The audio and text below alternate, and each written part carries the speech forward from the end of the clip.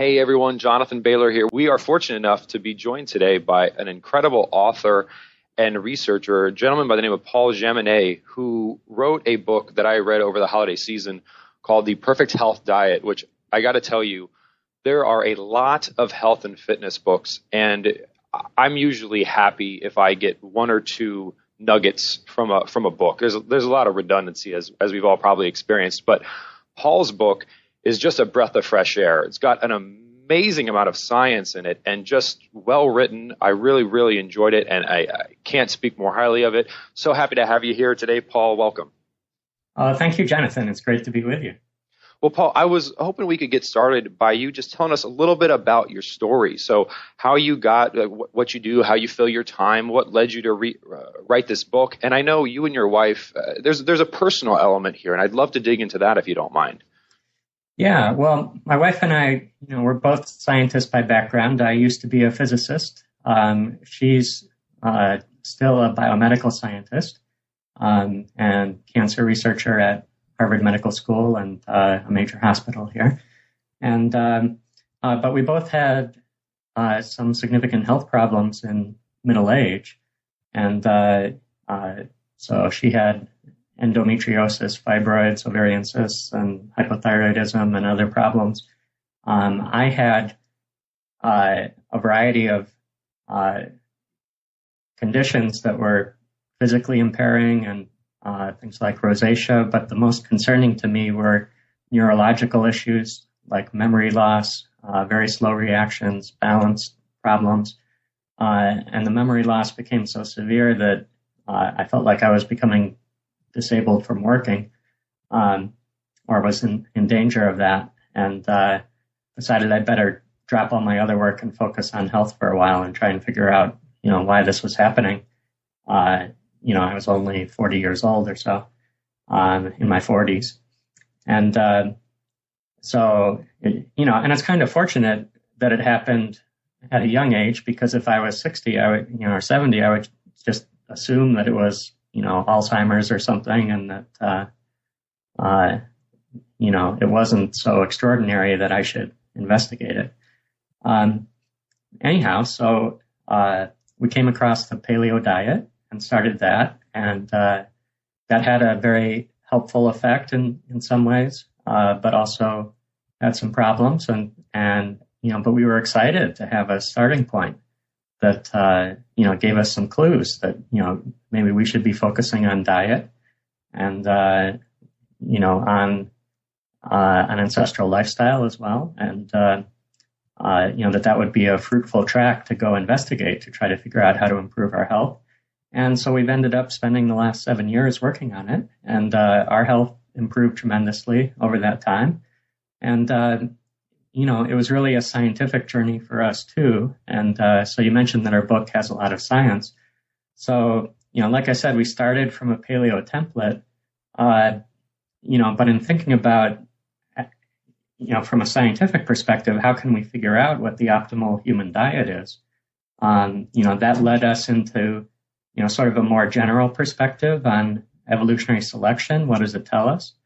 And also because my wife's background is in biology, molecular and cellular biology, and I've always been curious about that. So we're both fairly sophisticated in terms of, our biological understanding. And, so we were very interested in, starting from sort of a cellular perspective on, what kind of nutrients do we need, and, sort of building up a view of our diet from sort of a cellular biology level. And, so we sort of came at things from a different direction. There really haven't been many biologists who looked into diet. The academic departments that focus on diet are often, schools of public health, like at Harvard, where they do epidemiology and so on, and they're not really biologists. And, likewise, evolutionary biologists haven't really worked a lot on diet. The anthropological perspective that informs a lot of the paleo community is very helpful, but it also doesn't, lead to a very precise definition of the optimal diet because there have been so many, variations in hunter-gatherer diets. Hunter-gatherers living in the tropics eat very differently than those in the Arctic. So it's not that easy by the approaches other people have taken to figure out what the optimal human diet is. And I think the approach that we chose of looking at evolutionary biology and nutritional biology really demonstrated themselves to be a lot more fruitful and able to give us a really solid perspective on what the best human diet is.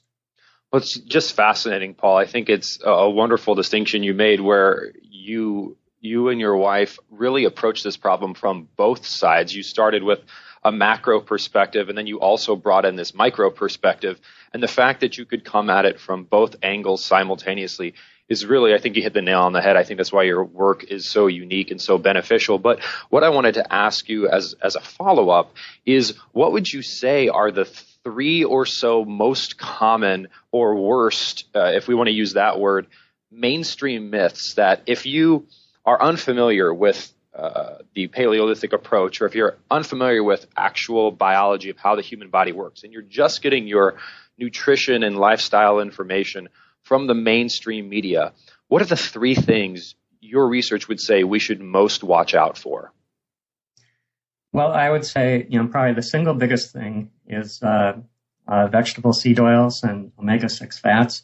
So I believe those have a tremendous negative effect on our health, and people just eat too much of them. And that's been the single biggest change, probably over the last 100 years in diet, is we figured out how to cheaply manufacture all these omega-6 rich fats from seeds that were never part of the human diet until chemists could figure out how to take the toxins out of them. And Paul, just real quick, when you say the omega-6 fats, can you tell us the most common sources of where people would be eating these? Well, just about all packaged foods, industrial prepared foods, use these oils. If you look on the ingredient list of things you see in the supermarket, you'll see soybean oil, corn oil, safflower oil, canola oil. So these are all seed oils that are not healthy for us. But they're the cheapest oils to produce because seeds produce these oils in large quantities. The healthiest plant oils for us generally come from tropical plants, like coconuts, or actually from, green plants. But if you've ever tried to press oil out of spinach, you don't get very much. So for a factory, for an industrial food production system that wants to get the cheapest possible food, it's much easier to take a waste product like cotton seeds, for instance, and press the oil out of those and figure out how to remove the toxins, than with chemistry, than it is to, try and squeeze oils out of algae or something like that, where the oils would be much healthier for us. So from a practical perspective, if I'm a busy mother of 3 and I'm trying to decide which oils to use, would you say cooking with a coconut and topping salads with an olive is generally a good approach, or how would you optimize that? Yeah, it's basically any animal fat is generally pretty good, and tropical plant oils. So, things like coconut milk, coconut oil, olive oil is pretty good, avocado oil, macadamia nut oil. Most plants from the tropics have pretty healthy oils. In general, grains and seeds, especially ones that grow in northerly conditions like, wheat or corn, are generally pretty unhealthy.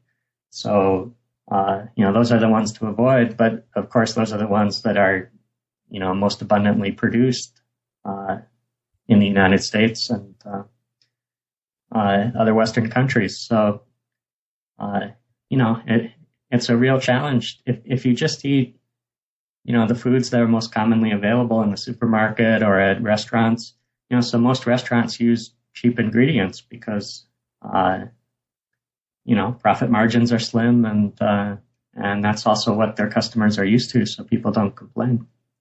So it sounds like the general guidance sometimes we hear, and I know I like to tell people, which is if it's packaged, basically if it's in the middle of the grocery store, if it doesn't need to be refrigerated or frozen, that's a good sign that it may contain these unhealthy oils.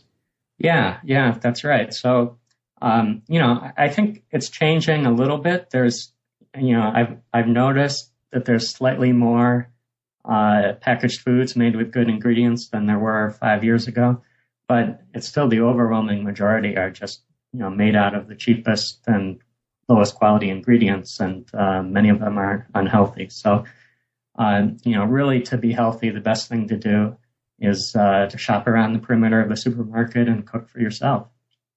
That makes a lot of sense. Well, so that's the first one where it sounds like, and it had the biggest impact on you and your wife's health, and certainly a massive amount of research has been done about avoiding these processed and unnatural seed oils. And I'm even fascinated in the research for my second book, just seeing the type of inflammation these cause and how they impact the brain's regulation of weight and other metabolic processes is a fascinating emerging field of research. So definitely echo you there. What would you say the second most common or worst mainstream myth we need to work to dispel would be, Paul?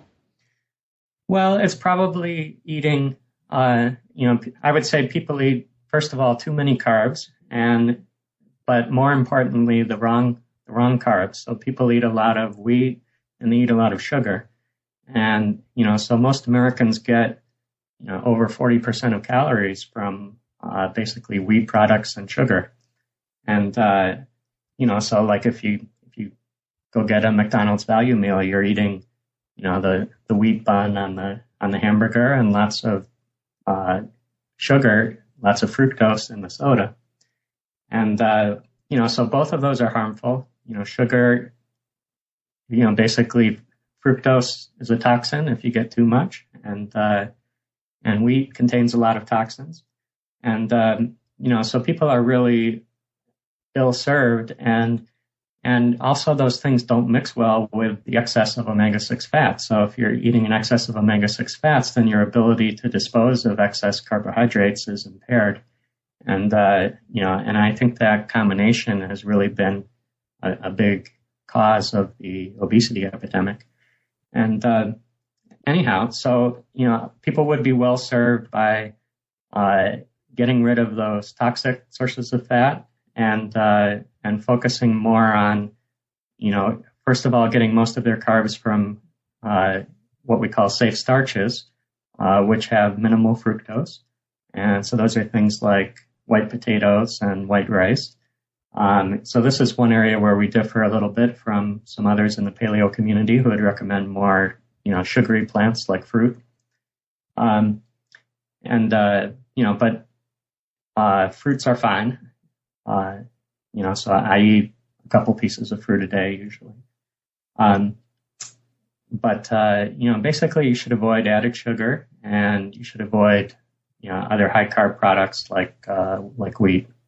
Well, and Paul, I wanted to drill into this really quick because I think for listeners, though, they may have had a little alarm bell, not too big, just a little one go off in their brain when you said white rice and potatoes. And I get questions about this frequently. And I think this is an awesome point for us to talk about the goals of your work. And correct me if I'm wrong here, but part of the reason that you recommend the white rice and the potato is twofold. One, because like you said, it's the aversion of fructose, and it's really a best maybe characterized as a pure source of glucose, meaning there's minimal side effects to consuming these foods, minimal likelihood of any negative reaction with the body, and they are abundant sources of glucose, which is a source of energy for our body. So if you need, let's call it toxin-free energy, white rice and potatoes would be a good source for that. Is that a fair characterization? That's a fair characterization. I'd add a few things. So one is potatoes are actually a fairly nutrient-dense food. They have a beneficial form of fiber called resistant starch. They also have quite a few micronutrients. They're an extremely rich source of potassium and some other compounds. White rice is lower in nutrient density, and it's also lower in fiber, so it is pretty fair to characterize it as mainly a source of glucose. The benefits of it are it's extremely low in toxins, so it's basically toxin-free after cooking. That's not true of any of the other grains. And, for us, minimizing toxins is a very important part of a healthy diet. Now, the thing about glucose, it's not only a source of energy, it's also a nutrient in its own right. So if people may be aware that roughly half the protein in the body is found in extracellular matrix, and collagen alone constitutes 30% of the protein in the body. And all of those extracellular matrix proteins are substantially composed of carbohydrates. So the proteins are bonded to carbohydrates. Essentially, every protein that is lodged in cellular membranes is glycosylated. So it's actually a protein carbohydrate conjugate. And all of the lubricating compounds in the body, like mucus, which protects your digestive tract and sinuses, and is a component of tears and saliva, and hyaluron, which lubricates joints. They're all substantially composed of carbohydrates, which are all made from glucose. And, so glucose is a nutrient for the body. You need it to, for your tissues to be well functioning. And if people don't eat any carbohydrates, then, some people handle that just fine, but it's definitely a stress on the body.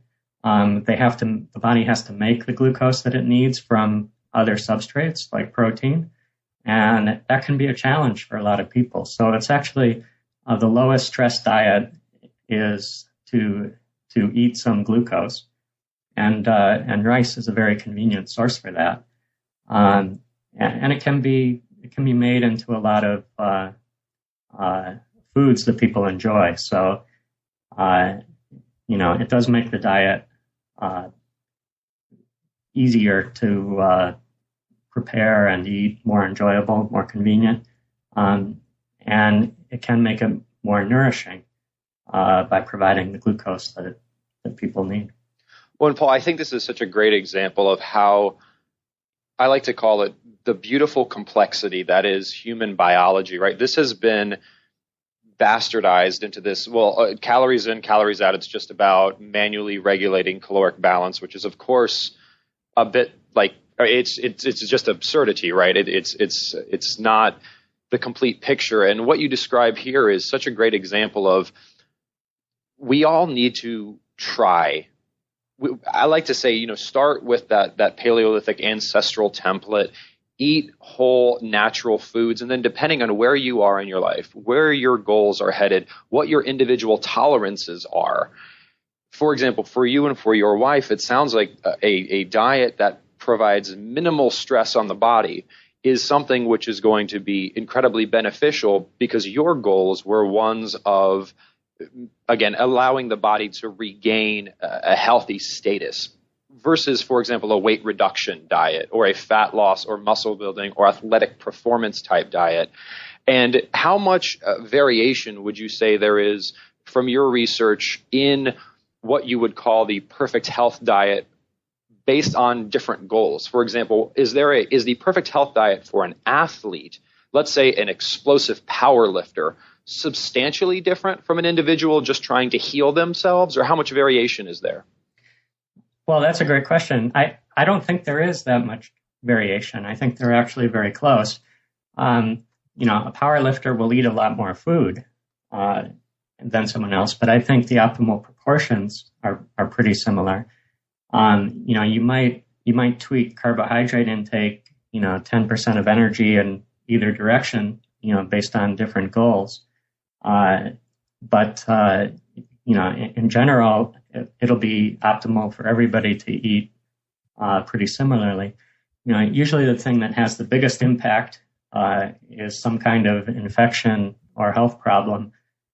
Like it's not uncommon for people to develop gut infections where the gut microbes really feed on carbohydrates, and then they may benefit from a very low carbohydrate diet because it starves the microbes.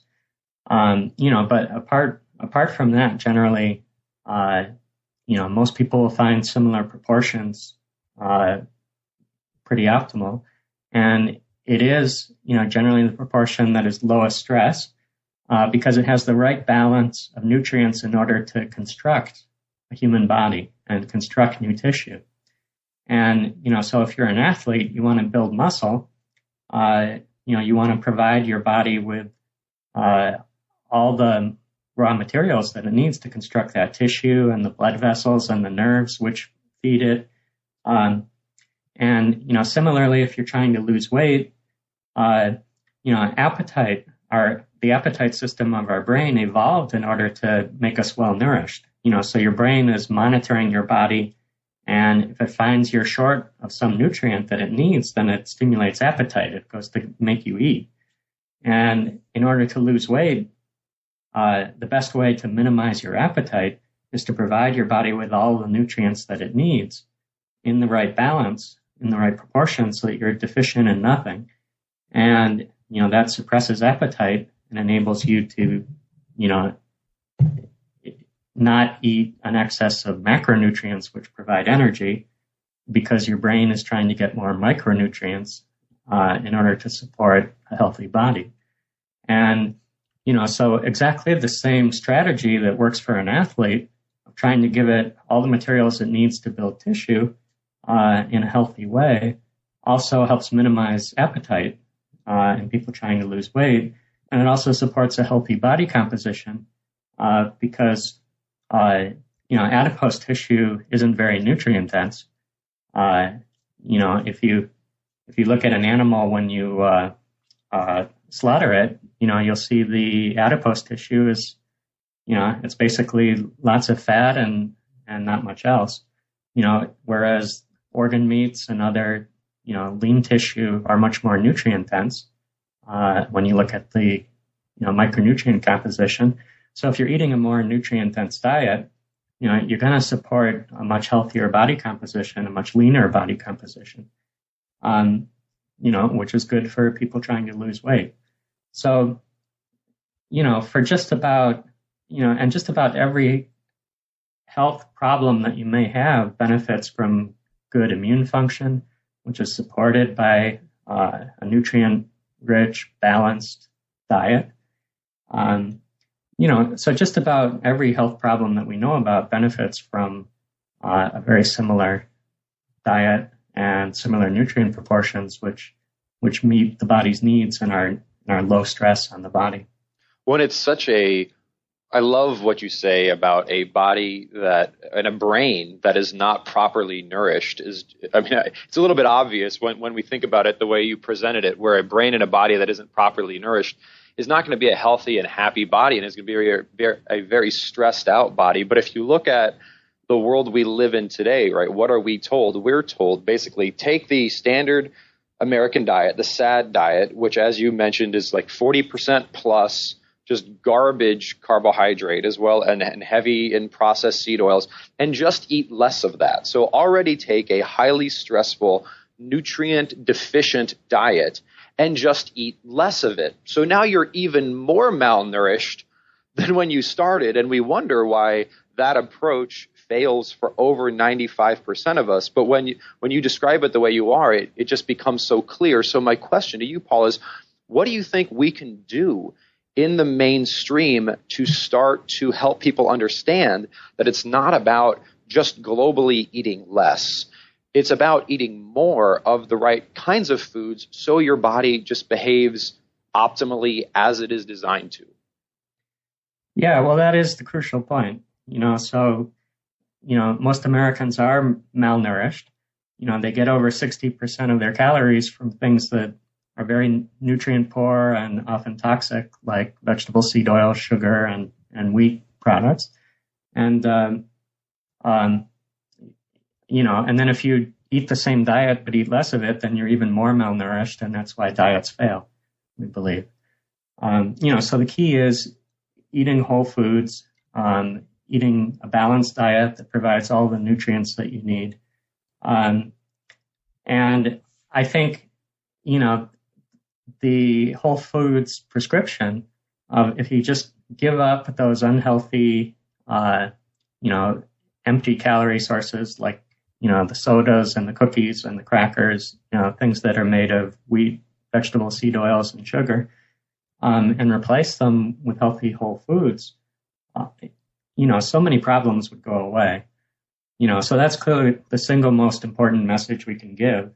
And I think it is having an impact. It's, many more people are embracing that message than there were, just 5 years ago. And it sounds like that's the great tip right there, Paul, because if we were to leave our listeners with 3 things a busy person can start to do today, it sounds like you just enumerated one of them, which is food products that are basically oil, sugar, and flour, for lack of better terms. I bet you'd probably also put corn on that list and potentially soy as well. Those just take those and eat whole foods in place of them is point number 1. Is that accurate? Yes, that's right. And then for point number 2, what would you say? So let's say I've done that. I've done this swap. I'm eating more whole foods in place of the packaged crap, for lack of better terms. What's step 2? Well, step 2, I would say, nutritional balance is very important. So you want to get a variety of foods. And we have a food plate, which you can find at our website, which is perfecthealthdiet.com. And there's a page there called The Diet that shows our food plate. And it's in the shape of an apple with a yin-yang symbol in the middle of the apple. And the body of the apple signifies the components of a healthy meal, the stems and the leaves, some snack foods, pleasure foods. And, so the components of the meal should be balanced between plant foods, animal foods, healthy fats and oils, healthy acids like vinegar, lemon juice, lime juice, a mix of vegetables like fermented and sea vegetables. In general, most of the food should be on a food chain whose base are green leafy plants. So either seafood, which feed on algae, or among animals, ruminants like cows, beef, lamb, goat, are really the healthiest foods. So things that feed on basically seeds are less healthy for us. And so that's why, conventionally raised, factory animals that feed mostly on grain and seed products are not as healthy for us as, say, grass-fed cows. But probably the single biggest factor in health, once you're eating whole foods, then the next big factor is to get a good balance and to eat some of each. And one thing, people may not realize is that in general, whole natural plant foods don't have many calories per pound. Even if you're eating a low carb diet, you'll still generally be eating a high plant food diet. So our recommendation is by weight to eat about, maybe 3/4 plant foods and 1/4 animal foods. But that still gives you up to like a pound a day of meat or fish and, multiple pounds of plant food. And that gives you a good variety of nutrition, and it's still a low carb diet. But you're getting plenty of nutrition from both plant and animal foods. I love that, Paul. So step 2 is all about balancing and ensuring we're getting the right ratios of foods. And then step 3, even if this isn't step 3, it's one thing that I want to talk about because I think your work does a great job of looking at it, and I think a lot of people have questions about it. Can we talk for step 3 in brief of like the top things to think about in terms, or should you even be thinking about from a supplementation perspective? Yeah, so that's a great topic. So, um, some things in our modern lifestyle, it's just difficult to optimize. Like people have to work. They generally work indoors. They often work at northern latitudes. Like I'm in Boston, and in the winter it's hard to get much sun. And so it's hard for people to optimize vitamin D. So it's good to supplement it. And there are various other things that it can be hard to optimize. Some people just don't like to eat liver and don't do it. And some nutrients, are only found in certain foods. Like, it's hard to optimize your copper status if you never eat liver. So people who don't eat organ meats or who never make a bone broth, it's hard to optimize calcium and phosphorus if you don't, make soup or broth using bones. And, so supplementation, it's a tricky thing to make recommendations because, you can get too much of some things. So we don't recommend taking multivitamins, because it's easy to get too much of some things, especially things like manganese that are toxic at pretty low doses. So it's a challenge to supplement intelligently. And how much you should supplement depends on what else you're eating in terms of other food. So the more nutrient dense and balanced your diet, the less you need supplements. The more unbalanced your diet, the more you'll benefit by supplementing from the things you're missing. And, so we have an extended discussion of supplementation and suggestions. We recommend some supplemental foods that people try to eat routinely. Things like egg yolks, like liver, like shellfish, like bone broth soups, that will help you get a balanced nutrition. And we suggest some things that are just, missing for most people's diets. And agriculture and water treatment have affected our nutrient supplies. So, a lot of people, water was a major source of water-soluble nutrients in the past, and now we have water treatment, and our water is purified. It doesn't have any electrolytes in it, and so that leads to malnourishment. Also, agriculture, tends to diminish the content of some minerals in plant foods. So a lot depends on how healthy your diet is, and I think it's good for people to educate themselves about micronutrition and think about, sort of an individual personalized supplement regimen that may be optimal for them in light of the foods that they actually eat. Well, and Paul, I love this description. Is just I get shivers sometimes, not to take it over the top, but the opportunity we have here. I think one of the things that's unfortunate about the society we live in is people don't understand just how good you can feel, because like we've gotten so far away. I mean, your example of water treatment, just even the way we're consuming water nowadays, it can have a negative impact on our health. And while people may be listening, I know some of my listeners are listening right now and they're just like, oh my gosh, like they're just, Paul said some words, I don't even know what they mean, but clearly a wealth of knowledge. But what I would encourage folks to do is, start with the basics we've outlined here. And then if you have an opportunity, pick up a copy of Paul's work and just look at it and give it some time, because while it may seem complex on the surface, once you find something that works for you, like there's no better way to spend your time. And Paul, you can speak to this. When you find the formulation that works for you, and Paul's done a lot of that work for you, the impact that will have, like the return on the investment, is gigantic. Paul, would you agree with that? Yeah, it's tremendous. It's by far the best thing you can do for your health.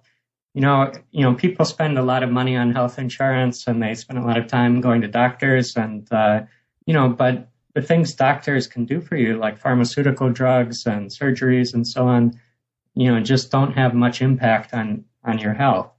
They can't eliminate the causes of ill health, which often are an unhealthy diet and an unhealthy lifestyle. And, we had really high hopes for medicine 50 years ago, but they really haven't panned out that much. And, but we're gradually realizing that diet and lifestyle can have a huge impact. And, we also in our book talk about lifestyle factors like, circadian rhythm factors like exercise and sun exposure and sleep, have a tremendous impact on health. So there's an awful lot of things you can do to really fix your health. And, that will benefit you. It might extend your life by 20 years and extend your health span by 30 years. And it not only benefits you, but your children and your family and so on. So, it really is a good investment to, start looking into what we have learned about a healthy diet, a healthy lifestyle, and how it can help you. And I think it's also helpful, Paul, when we frame things, just even in terms of time, like the amount of time it would take an individual to familiarize themselves with your work, even like going to the doctor. I mean, you've got to drive there, you've got to sit in the office, you've got a bunch of other sick people there, and then you've got to drive back home or back to work, and not to mention the fact that you feel like crap during that whole process because you're already sick. I mean, so that's 2 hours out of your day, and you're already sick. Why not just avoid that? I think sometimes we lose sight of the costs of not being healthy. I heard an estimate the other day that being diabetic costs at least $50,000 a year. And I don't know the scientific veracity of that, but I can imagine that's true. And when you think in terms of that, even if you as an individual aren't paying that, someone is. And so, I mean, someone's paying that cost. And even just in terms of our society and our economy, I think really just living the best lives we can by ensuring we're feeding our bodies appropriately, we can have just such a profound change beyond just feeling better and feeling better about how we look. What do you think, Paul? Yeah, I think that's absolutely right. Just in my own personal case, the time I took off from working in order to work on my own health, probably cost me about $1 million of lost income. And, and if you assign any value to shorten lifespan, it's very easy to see how, poor health can cost you millions of dollars. So, it's definitely worth an investment to buy a book and spend a weekend reading it and to think about these things. And, people should really be willing to experiment with changing their diet and their lifestyle, because often people notice a huge impact just in the first month. And, they start feeling tremendously better. Their mood is better. They sleep better. They're happier. Problems go away. They go to their doctor, their blood lipids improve and their, other biomarkers. So, when you're doing things the right way, usually you see results very quickly. So it's well worth taking a little bit of time to, read and think about these things and to do a personal experiment and see how they affect you. And Paul, one thing you mentioned there, which I just want to shine a big spotlight on because I love it, is you said when you're doing it correctly, you should see results and you should feel good. And that is, again, maybe when we step back, it seems commonsensical, but like when people think health, they usually think misery. Like, oh, if I'm going to eat a healthy diet, oh man, like that's no fun. And oh, it's just this drudgery and it's this burden I have to carry around with me. But when you're actually, so that's because if you think that's because sadly you've been indoctrinated with this eat less, exercise more myth, which is just malnourishing you. It will make you feel like crap, but when you eat more of the right kinds of things, you will feel great.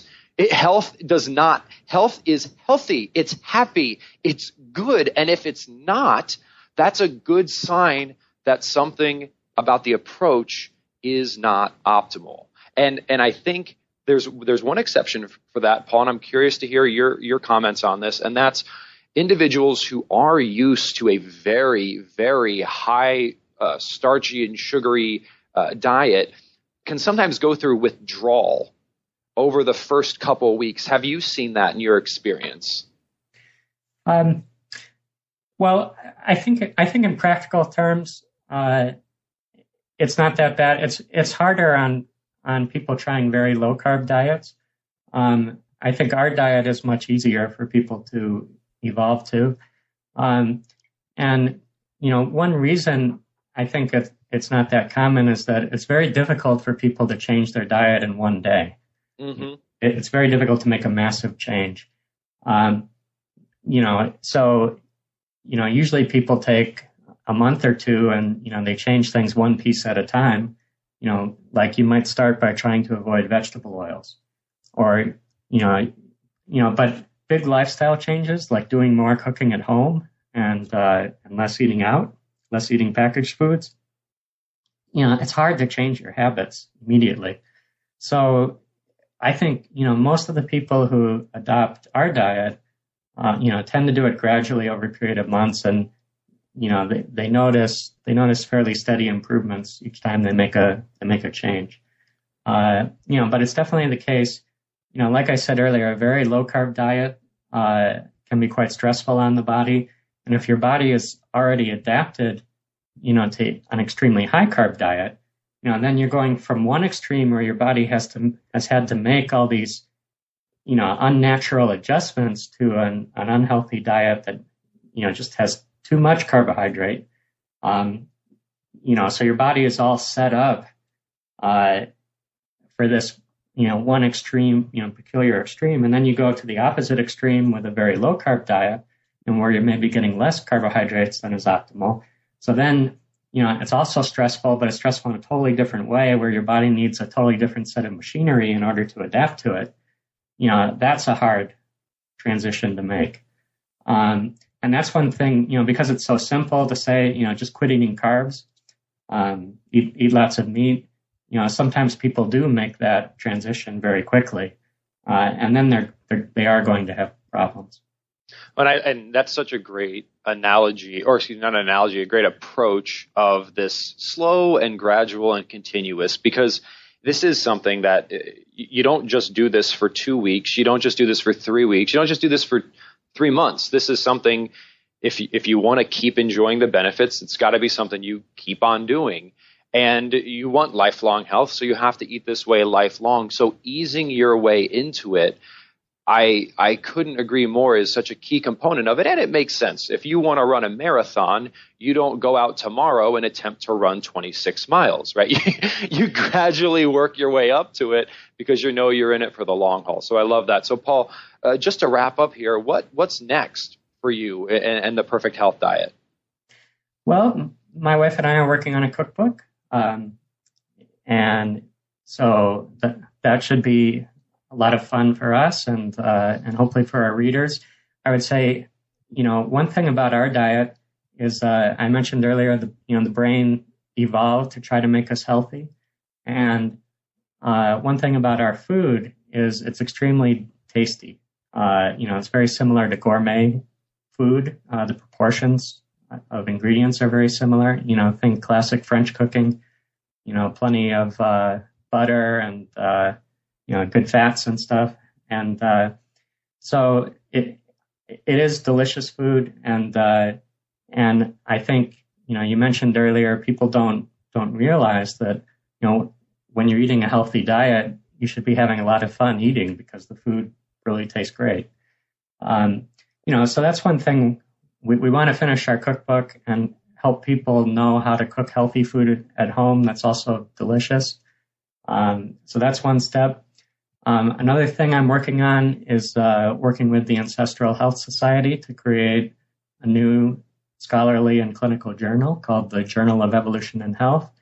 And we hope that'll help move ancestral health, ancestral dieting, and lifestyle more into the mainstream and help people realize there is a lot of science behind this. It's very well supported, and also to help gather more evidence. If we can create more clinical case studies of how, diseases can be cured with diet and lifestyle, I think that'll really help support this moving into the mainstream. So those are probably my two things I'm focusing on at the moment. I love it, Paul. And I want to drive that one of those points home, which is if you are working on improving your health and you are not enjoying what you're eating, we can help, right? There's no everyone who is on this movement of moving towards whole foods and getting back in line with what our bodies are designed to eat will tell you this is not a deprivation diet. There's no deprivation. There's no hunger going on. So I'm very excited to see that cookbook, Paul. I'm sure it will be wonderful. And it's been just a pleasure to have you on the show here. And if folks do want to learn more, I know we've mentioned it a couple times, but please just reiterate where folks can get in for more information in your book and all that fun stuff. Yeah, so come to our website, perfecthealthdiet.com. It's a very friendly community, a lot of intelligent people, and you can find, we've got a reader results page, which talk about some of the diseases people have cured with our diet. We have recipes, we have other things. Check out our book, Perfect Health Diet from Scribner. We're just delighted to have people try our diet. We love when, people improve their health and share their stories with us. And, so I think there really is tremendous potential to really improve people's health, to cut $1 trillion a year out of medical expenses, just because people, if they're healthier, won't need all that care. So, I really hope, people will give good diets and good lifestyle a try.